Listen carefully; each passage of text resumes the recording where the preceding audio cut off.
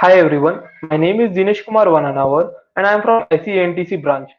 Today I am here for my data analytics lab oral examination for which I have to present a presentation. So this is the outline of my presentation. Moving forward, uh, my first problem statement is to load Toyota.csv file and perform the following task. So let's go to the code.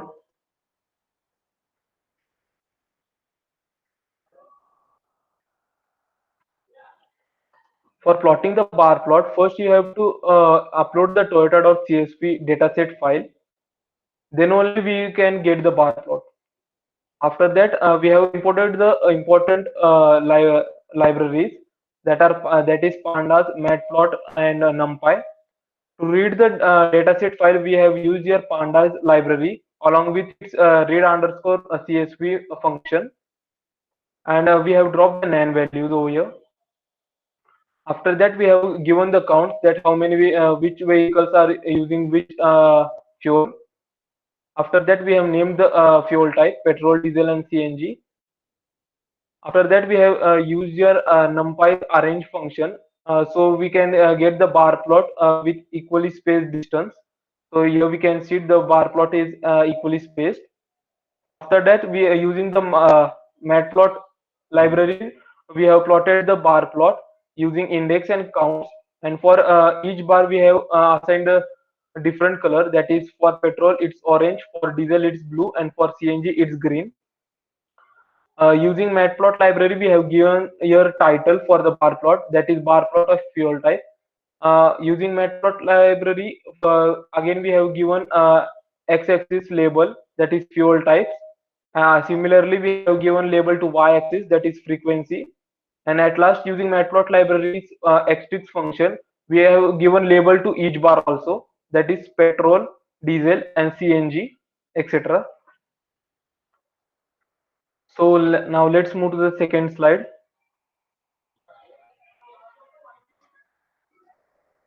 My next problem statement is, does Python call by reference or call by value? So in call by value, a variable itself is passed. It means mutable objects in Python can be called call by reference. Also in call by reference, actual and formal arguments are created in same memory location. What it means, if a mutable object that is a variable inside a function is assigned a value, then outside the value also, outside the function also, it will be reflecting the same value. So the arguments are created in same memory location. In call by value, a copy of variable is passed. So here we can say that in Python, immutable objects can be called as call by value. Yeah, also in call by value, the actual and formal arguments are created in different memory location, because we can't reassign immutable objects the values. So the arguments are created in different memory locations. So let's move to the next slide. My next problem statement is, explain and perform lasso regression auto analysis. So let's see first what is lasso regression. Lasso stands for least absolute selection and shrinkage operator. It is used for machine learning. So your use of lasso regression, lasso regression is used where we have a more number of features, because it automatically selects the feature.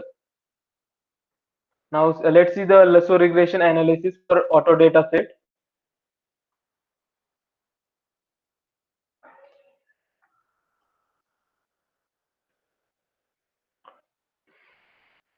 For performing the lasso regression, here you have to upload first the dataset file, that is auto.csv. After that, first we have imported the necessary libraries, that are NumPy, Pandas, Matplot, etc., which are required for lasso regression. After that, for reading the dataset file, we are using your Pandas library and its function read underscore ssv to read the dataset file. For analysis, we are only using the first 200 entries, and here we have dropped the name column. And for displaying the data frame, we are using your info function.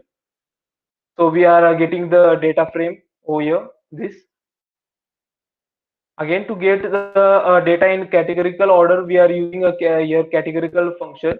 So we get the data in categorical form. After that, we are using a drop function that is used for dropping the missing values in the data set. Then we have used the as type function, which is having the capability to convert any suitable existing column to categorical type. Again, here we have used the info function to display the data frame. So again, we get the data frame over here.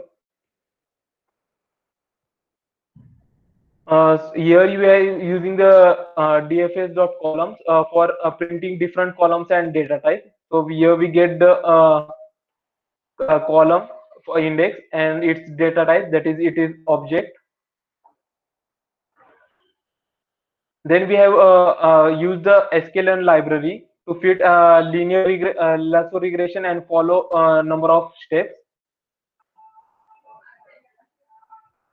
For printing the data frame, here we have using the head function up to the 5 entries. If we uh, here, then we can put the n number till which we want the entries. Here I have this entered 5, so we are getting the first 5 entries over here.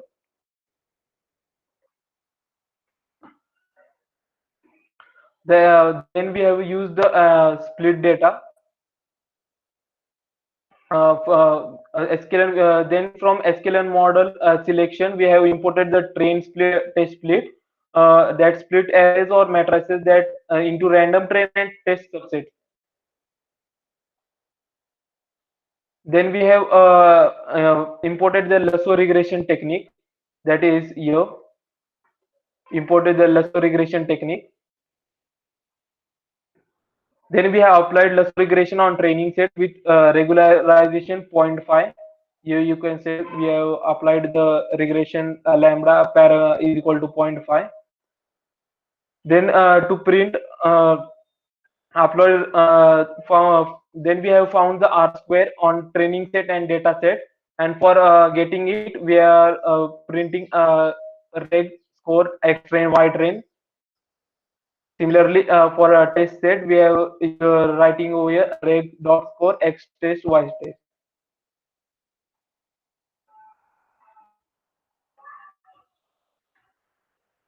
Then we are performing here lasso regression with different lambda values that are 0.001, 0.01, 0.1, 0.5, 1 and 2, etc.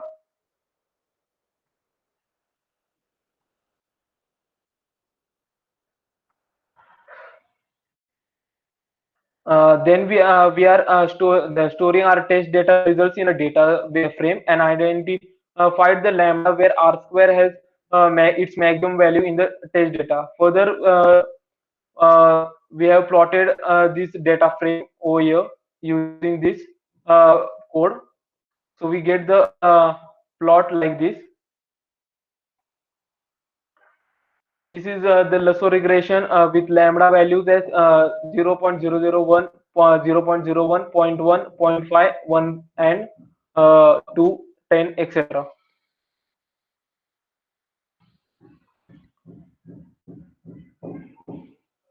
Then for identifying the best lambda and its coefficient, we have use here our we have used the test R squared into 100, so we get the uh, best lambda and its coefficient.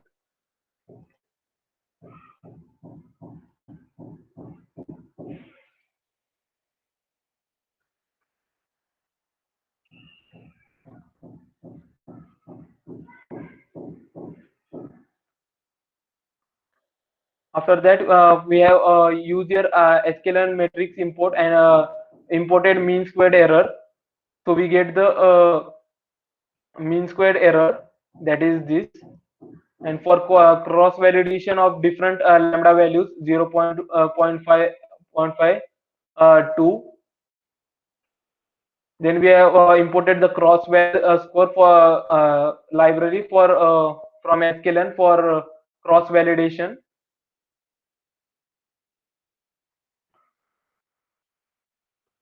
Then we store the best values of test set and train set in a data frame, and using them here we are plotting a graph of them. So here you can see the blue one is the train set and this is the test set.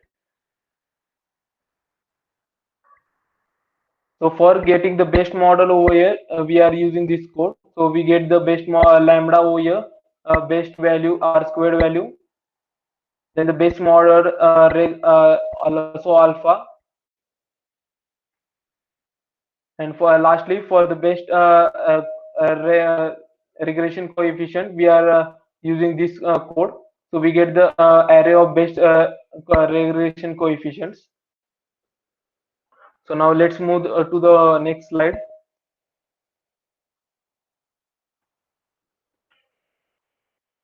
In the next part, in this part we will be seeing data visualization using the matplot library in Python. And we will be getting to know about matplot library, necessary libraries for data visualization, how to import data for data visualization, and what different plots we can do in data visualization. Matplot visualization. Matplot is a amazing visualization web library. Uh, the Matplot is an amazing visualization library. Using it, we can make the several 2D plots. It's a multi-platform library. It's also used in MATLAB. It's a 2D plotting library, and it is a 2D plotting library, as we discussed in the first part while the plotting the bar plot. It consists of several plots that are, for example, bar plot, scatter plot, line plot, and etc. So now let's learn how to import which are the necessary libraries and how to import them. The important libraries for data visualization are pandas, numpy, and matplot.py plot library. We import the pandas library for to work with data frames, and the numpy library for to do numerical operations, and for the matplot library for the visualization purpose. And they are imported in this order: import pandas as pd. When in the further part of the code we can use pandas as short form as pd. Similarly, numpy as np, we can use numpy in the short form as np in the further part of the code, and matplot as plt. So now let's see importing data in a code, R code for data visualization. For importing the data and reading it, we use the pandas library and its function read underscore csv, which reads the dataset file. For example, here the dataset file is toyota.csv. Using the pandas and the function read underscore csv, the compiler will be reading the data from the dataset. Now, moving to the next part, the different types of plot which we can plot using the matplot library are line plot, which is this plot. Here the line plot is between 2 points, which are given by us or by the data set. Then the bar plot, which we had plotted in the first question. Then the scatter plot. Here the dots which you can see, these are called markers. And at the last, the plot is histogram.